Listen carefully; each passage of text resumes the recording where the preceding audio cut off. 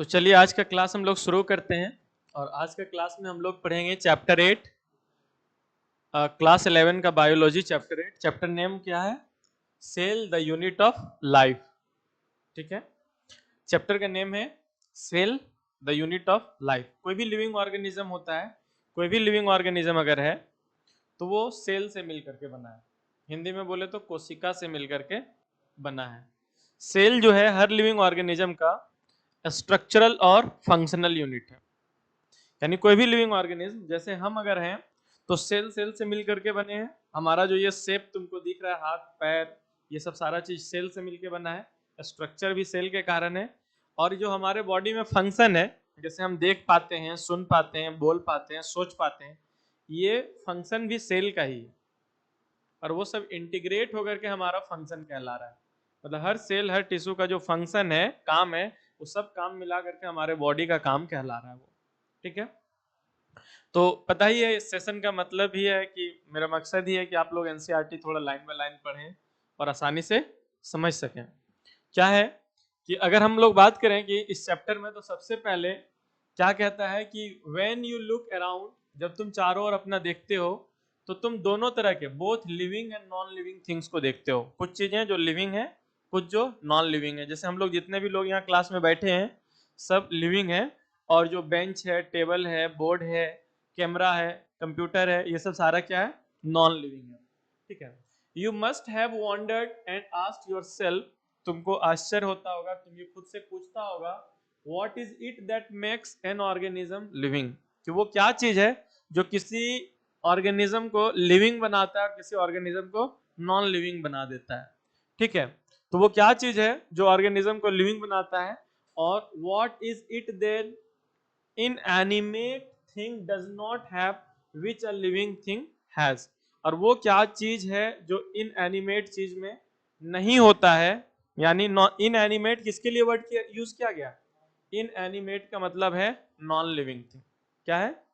Non living. तो वो क्या चीज है जो इनएनिमेट में नहीं है और हम लोगों में है, और जिसके कारण हम लोग लिविंग हैं। डिस्कस ये कर रहे थे कि इनएनिमेट क्या होता है ना। तो इनएनिमेट नॉन लिविंग थिंग को बोलते हैं, मतलब जिसके अंदर जान नहीं होता है। तो वो क्या चीज है जो इनएनिमेट को लिविंग थिंग से अलग करता है?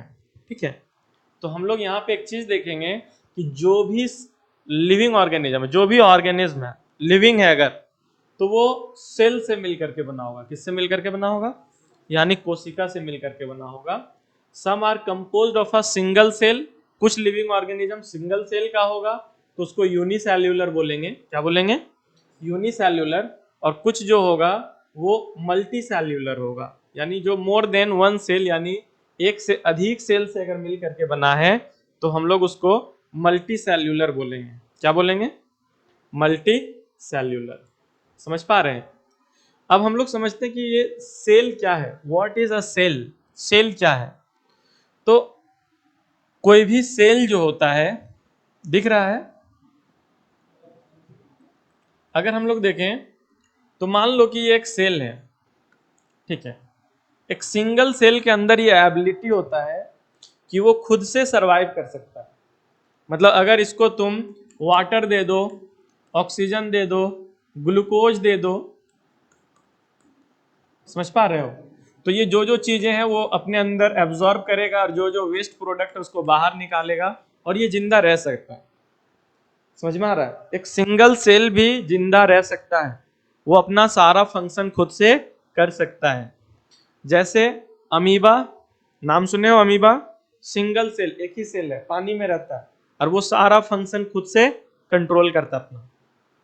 वो डाइजेशन भी कर सकता है, वो एब्जॉर्प्शन भी कर सकता है, वो खाना ले सकता है, पचा सकता है, वेस्ट प्रोडक्ट को बाहर कर सकता है, सब चीज वो कर सकता है। ठीक है, और हम लोग मल्टी सेल्यूलर ऑर्गेनिज्म है। हम लोगों में क्या होता है, जो एक से बहुत ज्यादा सेल से मिल करके बना होता है, उसमें वर्क डिवाइड होता है। मतलब हमारा बॉडी में बहुत सारे सेल है और उसका वर्क डिवाइड किया हुआ है। कि देखो, आंख का काम है लाइट को सेंस करना, स्टमक का काम है खाना को पचाना, ब्लड का काम है चीजों को इधर से उधर मूव कराना। समझ में आ रहा है? हार्ट का काम है ब्लड को पंप करते रहना। एक्सक्रिएटरी सिस्टम यानी किडनी का काम है जो शरीर में हमारे बॉडी के अंदर जो वेस्ट बन रहा है उसको बाहर निकालना। ठीक है, तो इसी चीज को एनसीईआरटी बोलता है कि unicellular organism are capable of, यानी यूनिसेल्यूलर ऑर्गेनिज्म जो होता है वो एबल होता है, उसके अंदर ये एबिलिटी होता है इंडिपेंडेंट एग्जिस्टेंस, कि वो अकेला रह सकता है, किसी के ऊपर डिपेंड रहने का जरूरत नहीं है, वो अकेले भी सर्वाइव कर सकता है। And performing the essential function of life, और जो जो जरूरी फंक्शन है, जो सेल को जिंदा रहने के लिए जो जो जरूरी काम है वो एक सेल अकेला कर सकता है। समझ पा रहे हैं यहां तक? एनीथिंग, कोई भी चीज जो less than a complete structure of cell, जो एक सेल से छोटा है, कोई भी चीज जो एक सेल नहीं है, या फिर जितना सेल होने के लिए कंडीशन है वो सारी चीजें नहीं है उसके अंदर, आ रहा समझ में? तो does not ensure independent living, तो वो अकेला नहीं रह पाएगा, वो इंडिपेंडेंट नहीं रह पाएगा, उसको कुछ ना कुछ काम के लिए किसी दूसरे पे डिपेंडेंट रहना पड़ेगा। समझ पा रहे हैं यहां तक? चलिए बोलिए। हेंस, इस प्रकार cell is the fundamental structural and functional unit of all living organism. तो इस तरीके से हम ये कह सकते हैं कि सेल जो है वो किसी भी लिविंग ऑर्गेनिज्म या फिर सारे लिविंग ऑर्गेनिज्म का स्ट्रक्चरल एंड फंक्शनल यूनिट है। स्ट्रक्चरल यूनिट कहने का मतलब यह है कि अगर कोई बॉडी बना है, अगर कोई बॉडी यानी कोई लिविंग ऑर्गेनिज्म बना है, तो उसके अंदर जितना भी चीजें बना है वो सेल से मिल करके बना होगा, उसी के कारण इसका स्ट्रक्चर है। समझ पा रहे हो? और इसका जो फंक्शन है वो भी सेल के ही कारण है, बिना सेल का इसका कोई फंक्शन नहीं हो सकता है। आ रहा समझ में? तो हम लोग क्लास 9 में ही ये पढ़ चुके हैं कि जो फर्स्ट सेल है वो किसने ऑब्जर्व किया था, यानी सेल को पहली बार किसने देखा था? रॉबर्ट हुक ने देखा था। किसने देखा था? रॉबर्ट हुक ने। और रॉबर्ट हुक ने कब देखा था? 1665 में। और डेड सेल को देखा था। वो जो सेल को देखा था पहली बार, ऑब्जर्व किया था, वो डेड सेल था। समझ पा रहे हो? और वो सेल्फ मेड यानी खुद से माइक्रोस्कोप बनाया था। क्या बनाया था? माइक्रोस्कोप बनाया था, और उससे सेल को वो देखा था। लेकिन फर्स्ट लिविंग सेल को किसने देखा था? फर्स्ट लिविंग सेल को यानी पहला जिंदा सेल को किसने देखा था? तो फर्स्ट लिविंग सेल को देखने का जो क्रेडिट है वो किसको जाता है? एवी लीवेनहुक। एवी लीवेनहुक, एंटोन वॉन लीवेनहुक। इसने पहली बार देखा था, यानी पहली बार ऑब्जर्व किया था लाइव सेल को, जिंदा सेल को। और सेल के अंदर न्यूक्लियस होता है। कोई भी सेल है तो उसके अंदर, कोई भी सेल है तो उसके अंदर क्या होगा? सेल के अंदर न्यूक्लियस होगा। क्या होगा? और इस न्यूक्लियस को पहली बार किसने ऑब्जर्व किया था? इसको ऑब्जर्व किया था पहली बार रॉबर्ट ब्राउन ने। किसने? रॉबर्ट ब्राउन ने न्यूक्लियस को देखा था। ठीक है। जब इन्वेंशन हुआ माइक्रोस्कोप का और उसका इंप्रूवमेंट हुआ और फिर इलेक्ट्रॉन माइक्रोस्कोप का खोज हुआ, मतलब शुरू में तो माइक्रोस्कोप का डिस्कवर हुआ जो लेंस से बनता था। किससे बनता था? सिंगल लेंस का भी होता है या तो डबल लेंस का होता है, कंपाउंड माइक्रोस्कोप कहलाता है। और इसमें हम ऑब्जेक्ट को देखने के लिए लाइट का यूज करते हैं। किसका यूज करते हैं? लाइट का। समझ पा रहे हैं? लेकिन एक ऐसा माइक्रोस्कोप बनाया गया जो लाइट से चलने वाला माइक्रोस्कोप है। लाइट से जो हम ऑब्जेक्ट को देखते हैं उससे हम सेल के अंदर बहुत सारे चीजों को आसानी से नहीं देख पाते हैं। तो फिर एक ऐसा माइक्रोस्कोप डिस्कवर किया गया जिसका नाम है इलेक्ट्रॉन माइक्रोस्कोप। Electron microscope. ये इलेक्ट्रॉन माइक्रोस्कोप क्या होता है? कोई भी ऑब्जेक्ट को देखने के लिए यहाँ पे लाइट यूज किया जाता है ना, लाइट इधर से मूव करके आ रहा है, टकरा रहा है, रिफ्लेक्ट कर रहा है, जिसके कारण यहाँ इमेज बन रहा है। इलेक्ट्रॉन माइक्रोस्कोप में इलेक्ट्रॉन्स मूव करके आता है। क्या मूव करके आता है? और ये इलेक्ट्रॉन इस ऑब्जेक्ट पे टकरा रहा है और टकराने के कारण इस ऑब्जेक्ट का इमेज बनता है। समझ पा रहे हैं? और वो हाईली वेल, मतलब बहुत ज्यादा मैग्निफाइड होता है। मतलब जो लाइट वाला माइक्रोस्कोप है वो अगर इसको मान लो कि 1,00,000 टाइम बड़ा करके दिखा सकता है, तो ये मान लो 50 लाख टाइम बड़ा करके दिखा सकता है ऑब्जेक्ट को। और जब मान लो कोई ऑब्जेक्ट के साइज को 50 लाख टाइम बढ़ा करके दिखाया जाएगा तो और क्लियरली देख सकोगे, और चीजों को उसके अंदर से समझ पाओगे। तो वही कह रहा है कि पहले तो इन्वेंशन हुआ किसका, माइक्रोस्कोप का, और फिर माइक्रोस्कोप में और इंप्रूवमेंट होकर के बाद में किसका इन्वेंशन हुआ, इलेक्ट्रॉन माइक्रोस्कोप का। और इलेक्ट्रॉन माइक्रोस्कोप के जब खोज हो गया तब सेल का स्ट्रक्चर डिटेल में पता चल पाया, सेल का स्ट्रक्चर डिटेल में पता चल पाया। समझ पा रहे हो? अब जो है, अब हम लोग देखते हैं कि सेल थ्योरी क्या है। सेल थ्योरी, तो देखो जो सेल थ्योरी है, इस सेल थ्योरी को 3 लोगों ने मिलकर के दिया है। सबसे पहला तो बेसिकली 2 ही लोग का नाम आता है, तो सबसे पहले तुमको ये नाम याद रखना है। एक साइंटिस्ट है जिसका नाम था मैथियस स्लीडेन, ठीक है। ये कहां का रहने वाला था, जर्मन बॉटनिस्ट था, जर्मन का रहने वाला था, जर्मनी का, और बॉटनिस्ट था, मतलब प्लांट पे रिसर्च करता था, ठीक है। Examine a large number of plants, उसने बहुत सारे प्लांट्स को एग्जामिन किया, चेक किया। एंड ऑब्जर्व, और क्या देखा, all plants are composed of different kinds of cells which form the tissues of the plant, कि जो भी प्लांट है वो सब अलग अलग तरह के सेल से मिलकर के बना है, और वो सेल टिश्यू बनाता है उस प्लांट का। क्या बनाता है, टिश्यू। टिश्यू को हिंदी में क्या बोलते हैं, उत्तक बोलते हैं। क्या बोलते हैं, उत्तक बनाता है। समझ पा रहे हो? At about the same time, लगभग उसी टाइम में एक और साइंटिस्ट जिसका नाम है थियोडोर स्वान। क्या नाम है, थियोडोर स्वान। 1839 में, ये कब, 1838, और ये 1839 में, ये एक ब्रिटिश जूलॉजिस्ट था, ब्रिटेन का रहने वाला था, और एनिमल पे रिसर्च करता था। और ये स्टडी किया, क्या किया, स्टडी किया different types of animal cell, अलग अलग तरह के एनिमल सेल का स्टडी किया। और उसने क्या रिपोर्ट किया, रिपोर्ट किया कि cells had a thin outer layer, मतलब हर सेल के ऊपर एक पतला सा लेयर है, जिसको आज हम लोग क्या बोलते हैं, सेल मेम्ब्रेन या फिर प्लाज्मा मेम्ब्रेन बोलते हैं। सेल मेम्ब्रेन बोलते हैं या फिर प्लाज्मा मेम्ब्रेन बोलते हैं, ठीक है। समझ पा रहे हैं यहां तक? चलिए, तो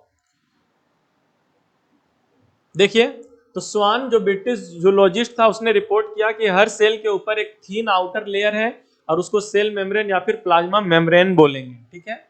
उसने कंक्लूड किया बेस्ड ऑन हिज स्टडीज, अपने स्टडी के बेसिस पे ये कंक्लूजन निकाला, on plant tissues that the presence of cell wall is a unique character of the plant cell.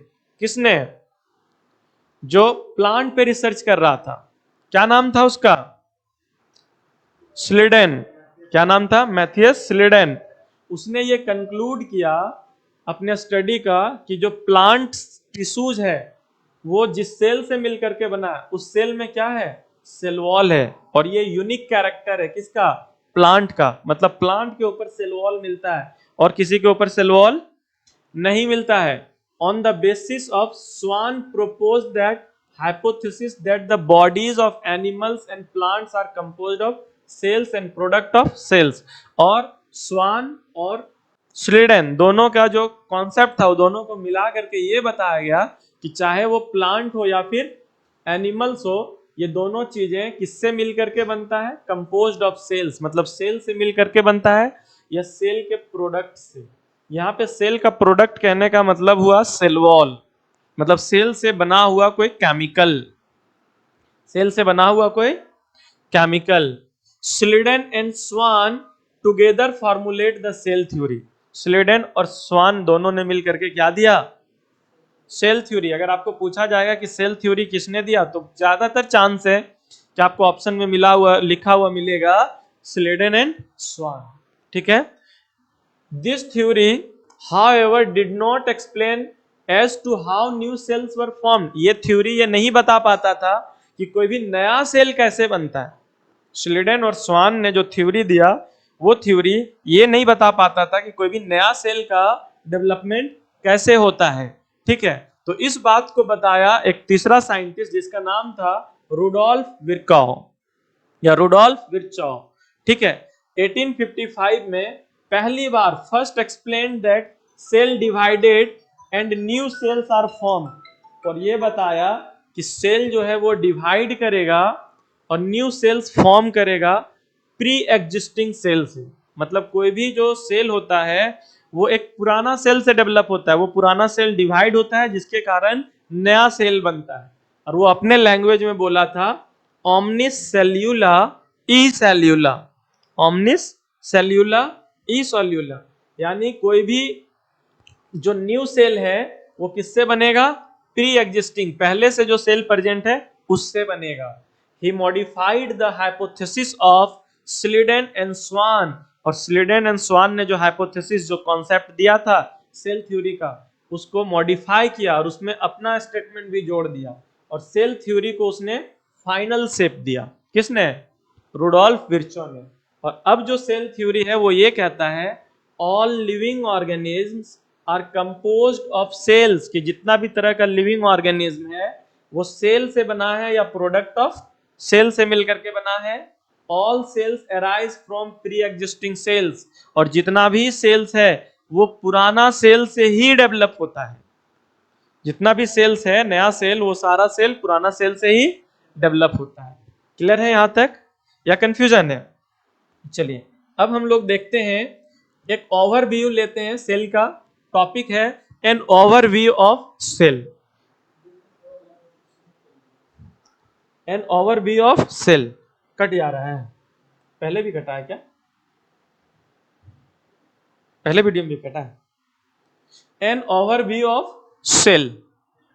तो चलिए, जैसा कि तुम अर्लियर यानी ये ऑब्जर्व कर चुके हो, पहले जो एक्सपेरिमेंट, जो एक्टिविटीज था क्लास 9 में, ये हम लोग जो क्लास 9 में अगर एनसीईआरटी पढ़े होंगे तो उसमें क्लास 9 में एक एक्टिविटीज था, वहां पे ऑनियन पिल यानी प्याज के छिलका को और ह्यूमन चिक सेल यानी ह्यूमन के गाल के सेल को माइक्रोस्कोप में देखने के लिए बोला गया था। आ रहा समझ में? तो वही चीज को बता रहा है कि जैसे तुम पहले ये देख चुके हो कि प्याज के छिलका को और ह्यूमन के चिक सेल को पहले तुम माइक्रोस्कोप में देख चुके हो। चलो रिकलेक्ट करो उस स्ट्रक्चर को, और उस समय जो स्ट्रक्चर बनाया था अपने कॉपी में, अगर है तो उसको फिर से निकालो और देखो।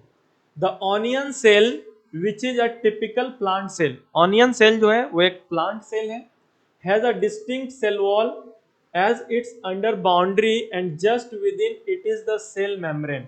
यानी कहता है कि जो ऑनियन सेल है वो एक प्लांट का सेल है, और उसमें ये देखोगे कि प्लांट सेल के, मान लो प्लांट सेल है और ये मेम्ब्रेन है, तो इसके ऊपर एक और लेयर होगा और ये तुम्हारा क्या कहलाएगा, सेल वॉल कहलाएगा। क्या कहलाएगा, सेल वॉल। उसी चीज के बारे में बता रहा है कि इसमें तुमको एक बिल्कुल अलग बाउंड्री देखने को मिलेगा, outer boundary, just within it is the cell membrane, और उस बाउंड्री के अंदर सेल मेम्ब्रेन प्रेजेंट होगा।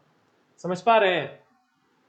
Okay, as the delimiting structure of the cell, लिखता है inside each cell is a dense membrane bound structure called nucleus, और हर cell के अंदर एक डेंस मेम्ब्रेन बाउंड स्ट्रक्चर है। ये जो देख रहे हो डेंस मटेरियल है यहाँ पे, और इसके ऊपर एक मेम्ब्रेन है। क्या है, मेम्ब्रेन। और इस स्ट्रक्चर को क्या बोलते हैं, न्यूक्लियस बोलते हैं। क्या बोलते हैं, न्यूक्लियस। दिस न्यूक्लियस, और इस न्यूक्लियस में क्या होता है, जल्दी से बताइए। इस न्यूक्लियस में, this nucleus contains the chromosome which in turn contain the genetic material, DNA. Chromosome होता है और वो क्रोमोसोम किससे मिलकर के बना होता है, डीएनए से मिलकर के बना होता है, जो जेनेटिक मटेरियल है, जिसके कारण कोई बच्चा अपने माँ बाप के जैसा दिखता है, अपने पेरेंट्स के जैसा दिखता है। Cells that have membrane bound nuclei are called eukaryotic. अब देखो सेल का दो टाइप है। सेल का कितना टाइप है, दो टाइप है। एक हो गया प्रोकैरियोटिक। क्या हो जाएगा, प्रोकैरियोटिक।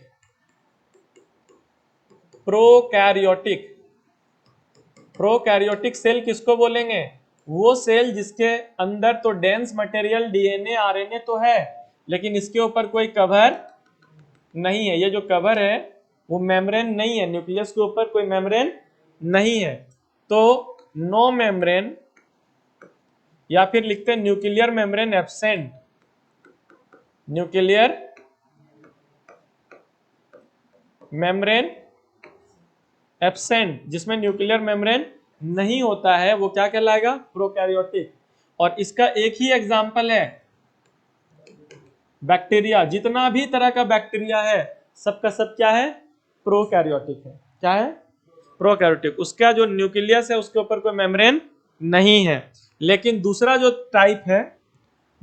टाइप है सेल का, वो क्या होता है?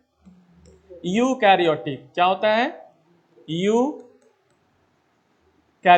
और यूकैरियोटिक सेल में क्या होता है कि ये सेल है, इसके अंदर जेनेटिक मटेरियल डीएनए आरएनए जो भी है, और इसके ऊपर मेम्ब्रेन है।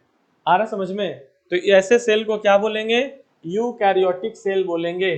तो वही चीज बता रहा है कि वो सेल जिसमें मेम्ब्रेन बाउंड न्यूक्लिया, जिसके न्यूक्लियस के ऊपर मेम्ब्रेन होता है, वो क्या कहलाता है? यूकैरियोटिक कहलाता है। Whereas cells that lack a membrane, जिसमें मेम्ब्रेन नहीं होता है या मेम्ब्रेन की कमी होती है, उसको हम लोग क्या बोलते हैं? वैसे प्रोकैरियोटिक सेल बोलते हैं। वैसे जिसके न्यूक्लियस के ऊपर मेम्ब्रेन नहीं होता उसको क्या बोलते हैं? प्रोकैरियोटिक। इन बोथ प्रोकैरियोटिक, चाहे वो सेल प्रोकैरियोटिक हो या फिर यूकैरियोटिक सेल हो, a semi-fluid matrix called cytoplasm occupies the volume of the cell। चाहे ये बैक्टीरिया प्रोकैरियोटिक हो चाहे ये यूकैरियोटिक हो, यहाँ पे एक फ्लूइड भरा हुआ है। क्या भरा हुआ है? सेमी फ्लूइड, जिसको क्या बोलते हैं? साइटोप्लाज्म बोलते हैं। क्या बोलते हैं? साइटोप्लाज्म। ये चाहे प्रोकैरियोटिक हो या यूकैरियोटिक हो, दोनों में प्रेजेंट रहेगा। The cytoplasm is the main arena of cellular activities in both the plant and animal cell. चाहे वो प्लांट सेल हो, चाहे वो एनिमल सेल हो, चाहे वो बैक्टीरिया का सेल हो, जो भी हो, सब में क्या होगा? साइटोप्लाज्म होगा। और यही साइटोप्लाज्म में जितना भी तरह का केमिकल रिएक्शन है, सारा केमिकल रिएक्शन चलेगा। सारा केमिकल रिएक्शन चलेगा। समझ पा रहे हैं? तो साइटोप्लाज्म जो है मेन अरेना उसको बोलते हैं जहां पे कोई हम लोग करतब खेल दिखाते हैं, अखाड़ा का मैदान जिसको बोल सकते हैं। समझ में आ रहा है? वो साइट जहां पे कोई भी चीज या कोई भी फेनोमेना हो रहा है, तो मेन अरेना है जहां पे साइटोप्लाज्म मेन अरेना है, जहां पे सेल का मैक्सिमम एक्टिविटी हो रहा है। Various chemical reactions occur in it to keep the cell in the living state. और जब तक सेल में हजारों केमिकल रिएक्शन चलता रहता है, और जब तक केमिकल रिएक्शन चल रहा है, तभी तक ये सेल लिविंग है। तभी तक ये सेल क्या है? लिविंग है। अगर इसमें केमिकल रिएक्शन चलना बंद हो गया, यानी सेल डेथ हो जाएगा। क्या हो जाएगा? कोई भी लिविंग ऑर्गेनिज्म अगर डेथ कर गया तो उसके अंदर कोई केमिकल रिएक्शन नहीं चलेगा। कोई भी केमिकल रिएक्शन नहीं चलेगा। चलिए अब आगे देखते हैं। आगे है कि बिसाइड द न्यूक्लियस, मतलब न्यूक्लियस के अलावा eukaryotic cells have other membrane bound distinct structure called organelles. यानी जो सेल है, सेल के अंदर क्या है? न्यूक्लियस है, और न्यूक्लियस के ऊपर मेम्ब्रेन है। तो ये कैसा सेल हो जाएगा?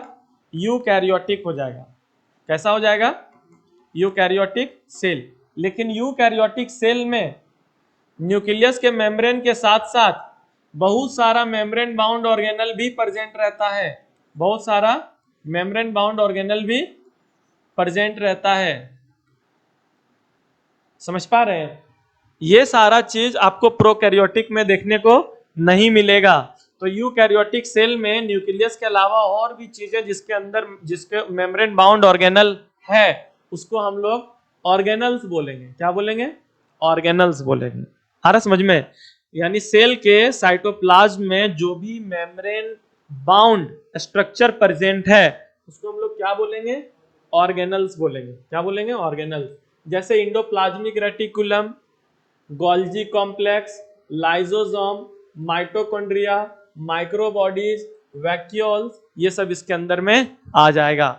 प्रोकैरियोटिक सेल यानी जो बैक्टीरिया का सेल है, लेक सच मेम्ब्रेन बाउंड ऑर्गेनल्स। यानी बैक्टीरिया में ये इंडोप्लाज्मिक रेटिकुलम, ये गोल्जी बॉडी, ये माइटोकॉन्ड्रिया, ये सब प्रेजेंट नहीं होगा।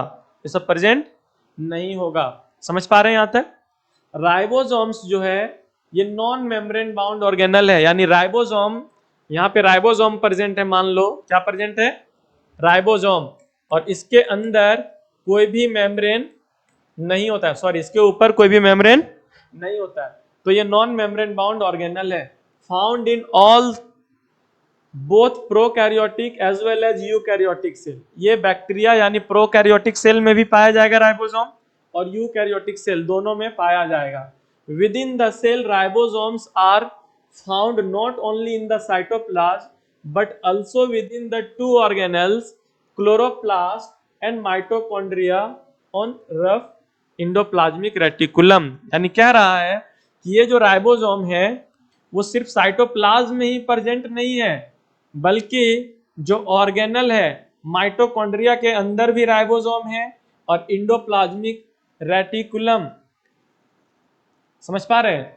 तो ये सॉरी ये माइटोकॉन्ड्रिया के अंदर भी प्रेजेंट है, ठीक है, एंड इंडोप्लाज्मिक रेटिकुलम के ऊपर भी राइबोसोम प्रेजेंट है। और प्लांट सेल में कि अगर ये प्लांट सेल है और ये इसका न्यूक्लियस है और यहाँ पे प्लास्टिड है प्लांट सेल का, तो इसके अंदर भी अपना अलग राइबोसोम प्रेजेंट है, अपना अलग राइबोसोम प्रेजेंट है। समझ पा रहे हैं? तो ये जो राइबोसोम है, जब हम लोग टॉपिक में पहुंचेंगे राइबोसोम में, तो वहां पे देखेंगे कि जो साइटोप्लाज्म में राइबोसोम है वो और जो माइटोकॉन्ड्रिया के अंदर राइबोसोम है वो सेम नहीं है, मतलब थोड़ा अलग है। दो टाइप का राइबोसोम हम लोग पढ़ेंगे। आ रहा समझ में? जो बैक्टीरिया है, बैक्टीरिया के अंदर जो राइबोसोम है वो, और जो क्लोरोप्लास्ट के अंदर जो राइबोसोम है वो, और जो माइटोकॉन्ड्रिया के अंदर राइबोसोम है, ध्यान से सुनिएगा, इस राइबोसोम को 70S राइबोसोम बोला जाता है। क्या बोला जाता है? 70S। किसमें किसमें होगा ये? बैक्टीरिया में होगा, किसमें होगा? बैक्टीरिया में होगा, और किसमें होगा? बैक्टीरिया के साथ साथ ये क्लोरोप्लास्ट में होगा, और किसमें होगा? माइटोकॉन्ड्रिया में होगा, और 70S होगा। जबकि जो साइटोप्लाज्म में राइबोसोम प्रेजेंट है, ये राइबोसोम का टाइप जो है वो 80S है। कैसा है? 80S। तो अभी फिलहाल इतना हम लोग याद रख सकते हैं, और जब राइबोसोम पढ़ेंगे तो इसके बारे में और डिटेल पढ़ेंगे। Animal cells contain another non membrane bound organelles called centrosome which help in the cell division. Animal cell में एक स्पेशल स्ट्रक्चर प्रेजेंट है जो दूसरे सेल में प्रेजेंट नहीं है, मतलब प्लांट के सेल में प्रेजेंट नहीं है। एनिमल सेल में एक स्ट्रक्चर प्रेजेंट है जो रॉड लाइक स्ट्रक्चर है, और उसके ऊपर दूसरा रॉड लाइक ऐसे स्ट्रक्चर प्रेजेंट रहता है, जिसको हम लोग क्या बोलते हैं? हम लोग उसको बोलते हैं सेंट्रोसोम। क्या बोलते हैं? सेंट्रोसोम। ठीक है। सेंट्रोसोम जो है ये एक स्पेशल स्ट्रक्चर है, रॉड लाइक स्ट्रक्चर है, जिससे धागा जैसा स्ट्रक्चर यानी फाइबर लाइक स्ट्रक्चर निकल सकता है, और ये बेसिकली हम लोगों को मदद करता है जब सेल डिवाइड होने वाला रहता है। जब कोई सेल डिवाइड होने वाला रहता है तो उसका क्रोमोसोम को दो पार्ट में डिवाइड करने के लिए यहाँ से कुछ स्ट्रक्चर निकलेगा और इसको अपने तरफ खींचेगा, और यहाँ से कुछ स्ट्रक्चर निकलेगा जो क्रोमोसोम को अपने तरफ खींचेगा। तो ये जो स्ट्रक्चर डेवलप हो रहा है, जो इसको खींचने का काम कर रहा है, क्रोमोसोम को अलग करने का काम कर रहा है, और सेल को दो पार्ट में बांटने का काम कर रहा है। समझ पा रहे हैं? तो इसके लिए जो ये स्ट्रक्चर है, वही स्ट्रक्चर किसके मदद से बनता है? तो ये बनता है सेंट्रोसोम से। किससे बनता है? सेंट्रोसोम से। और ये सेंट्रोसोम जो है सेल डिवीजन में मदद करता है। आगे इस यूनिट का जो चैप्टर सेल डिवीजन है वह डिटेल में हम इसके बारे में देखेंगे। सेल जो है वो differ greatly in size. Cell जो होता है वो अलग अलग साइज का, अलग अलग शेप का और अलग अलग एक्टिविटीज का होता है। एग्जाम्पल में माइकोप्लाज्मा, वेरी इंपॉर्टेंट। माइकोप्लाज्मा जो है ये सबसे स्मॉलेस्ट सेल है। ये हम लोग चैप्टर 2 में जहां पे बैक्टीरिया पढ़े वहां पढ़ चुके हैं कि माइकोप्लाज्मा क्या है। एक बैक्टीरिया के ऊपर क्या होता है? जनरली सेल वॉल होता है। क्या होता है? सेल वॉल होता है इसके ऊपर भी। लेकिन एक ऐसा बैक्टीरिया है जिसके ऊपर कोई सेल वॉल नहीं है। तो जब इसके ऊपर सेल वॉल नहीं रहेगा तो इसका स्ट्रक्चर इसके कंपैरिजन में छोटा हो जाएगा। क्या हो जाएगा? छोटा हो जाएगा। और इसको क्या बोलेंगे? माइकोप्लाज्मा। माइकोप्लाज्मा, तो माइकोप्लाज्मा जो है वो सबसे स्मॉलेस्ट सेल है। आ रहा समझ में? और इसका जो साइज है वो 0.3 माइक्रोमीटर है, 0.3 माइक्रोमीटर है, ठीक है। जबकि बैक्टीरिया, क्योंकि बैक्टीरिया जो है वो भी माइकोप्लाज्मा, माइकोप्लाज्मा क्या है? बैक्टीरिया का एक टाइप है, लेकिन उसके ऊपर सेल वॉल प्रेजेंट नहीं है। अब बैक्टीरिया के बारे में क्या लिखता है? तो बैक्टीरिया देखिए यहाँ पे बहुत सारा स्ट्रक्चर सेल का दिखाया गया है, ठीक है। तो देखिए यहाँ पे रेड ब्लड सेल के शेप को दिखाया गया। रेड ब्लड सेल का जो शेप होता है वो कैसा होता है? बाइकॉन्केव होता है। कैसा होता है? बाइकॉन्केव। बाइकॉन्केव का मतलब, ध्यान दीजिए, अगर ये ऊपर से देखें इस रेड ब्लड सेल को, तो ऊपर से देखेंगे तो ये अंदर के तरफ भी धसा हुआ होगा और पीछे के तरफ से भी अंदर के साइड धसा हुआ होगा। समझ पा रहे हैं? अगर इसको साइड से देखेंगे तो इस तरीके से दिखेगा।